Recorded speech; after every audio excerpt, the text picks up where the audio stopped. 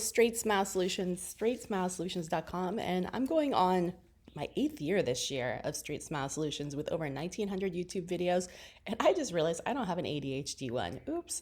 So I think I was kind of intentional. It's such a gray area, and it's just so polarized and charged that I just didn't really want to get into the discussion.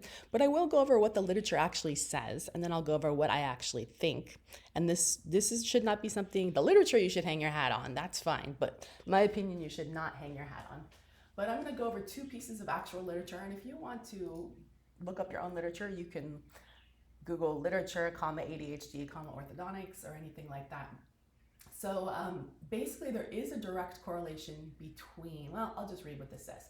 Okay, so this first article is by Turkish Journal of Orthodontics. It's obviously translated, but basically their conclusion is that they do notice that there is an ADHD prevalence in children with malocclusion. So there is a direct correlation between malocclusion and ADHD. Did we say that ADHD causes malocclusion? Does malocclusion cause ADHD? No, they're not saying that. They're just saying there's a correlation.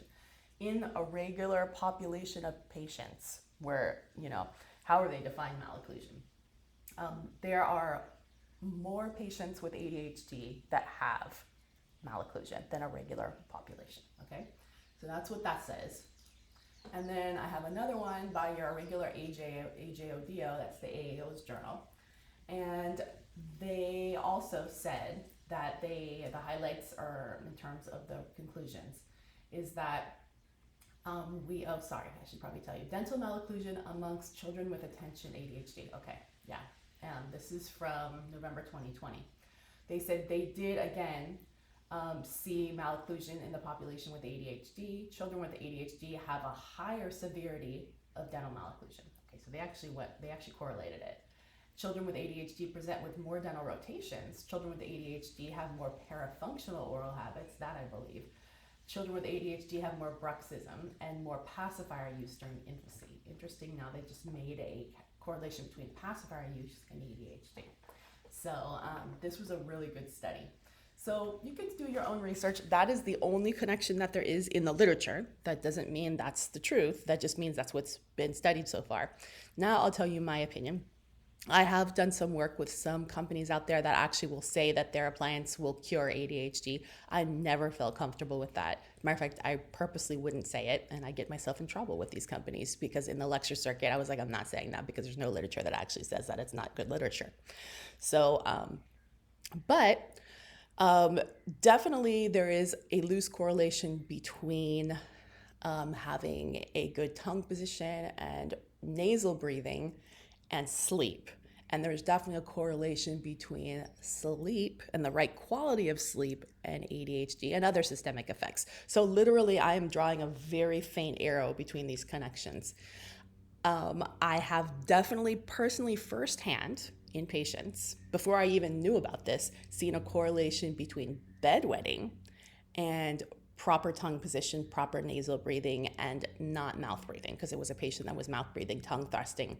We put a crib in, we put an expander in, and magically, after all these 10 years, or 9 years, this patient had been to every pediatric urologist at a major medical center in the US, like a top 5 medical center. They wanted to put him on heavy medications. It was disrupting his life. This is a patient I knew really, really well. And magically, after the expansion, the tongue crib, the tongue repositioning, exercises, the bedwetting went away. So that I have personally seen, and that I personally believe. So, just because I've seen it and the parents were just so blown away at the correlation that it was the orthodontics that magically fixed it, nothing else, and no urologist had an answer for this, or pediatric endocrinologist.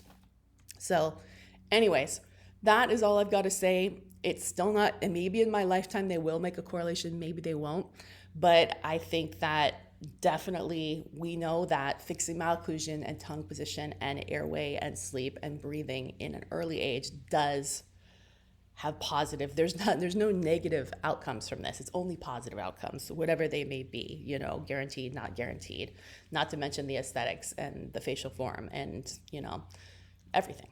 So, and I just don't see a reason not to do it. I mean, why would you not do early phase one? It just makes zero sense to me. The only reason you wouldn't do it is if you couldn't afford it, and most people do have insurance. So to me, it makes more sense to use your insurance in the phase one, get the big stuff done and out of the way, get the health benefits if they are happening, which I do believe that there are health benefits. And if this gets better, then great. But this is a complex issue, ADHD. Any neurologist is going to tell you this. So it may not be caused by orthodontic issues. It might just be one part of it. All right, thanks so much.